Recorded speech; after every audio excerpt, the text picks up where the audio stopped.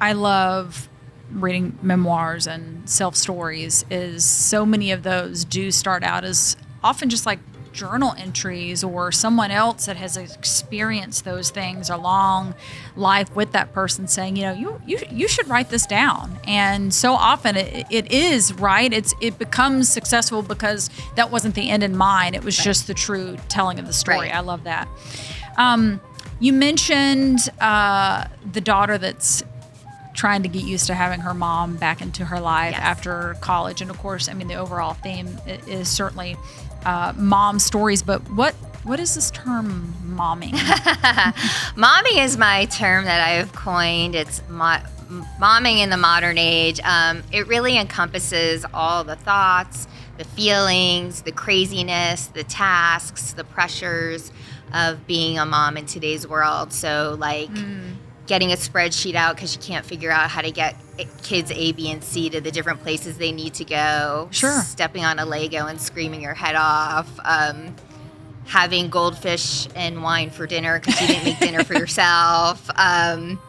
It's just all the absurdities of what it is to be a mom today. Yeah. And that's interesting because we've had so many advancements that you kind of surface level would think it would be easier to be a mom, but we also have things like social media that we didn't have back in the day, right?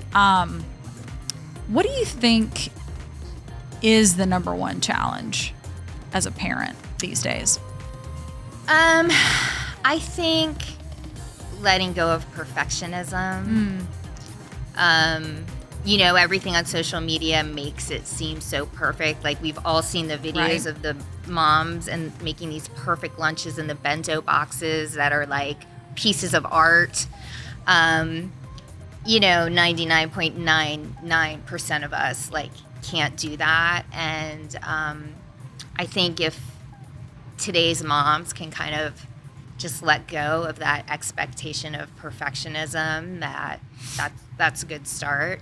And also, I mean, I love self-help, and one of my favorite people is Brene Brown. I've read everything about her, and she just has so much wisdom to share about letting go of perfectionism and not pretending to your child that you're this perfect person and you never make mistakes. Like letting your kids see your failures, I think is really important and helps in parenting and helps you not be a perfectionist. Like I'll do things and I'll do them wrong or something will happen and I'll say to my kids, like, look, I messed that up. Like I can't do everything right and you can't do everything right and no one can do everything right. So yeah, I think some concepts like that can be helpful.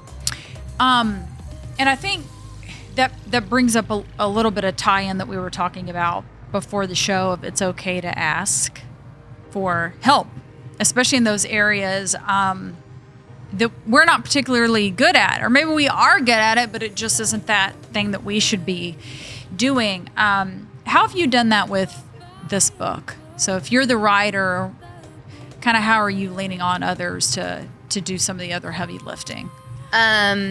Well, my husband's been amazing. He gives me the time and space to write. Yeah. Which is so important. I think that's one of those things that goes overlooked. Again, I even think, back to the pandemic and when we were all working from home, it was almost like taking shifts, right? Like one parent had the morning shift and one parent had the afternoon and evening shift because work had to be done, but so did school and the kids were home. And so, yeah, that's an important point. So yeah, for sure, leaning on him. And then I'm so lucky and I've such a wonderful supportive network of friends. So they'll read anything I write. They'll give me honest feedback. They cheer for me. They want me to succeed. They if I'm in a pinch, will give my kid a ride home, whatever it is.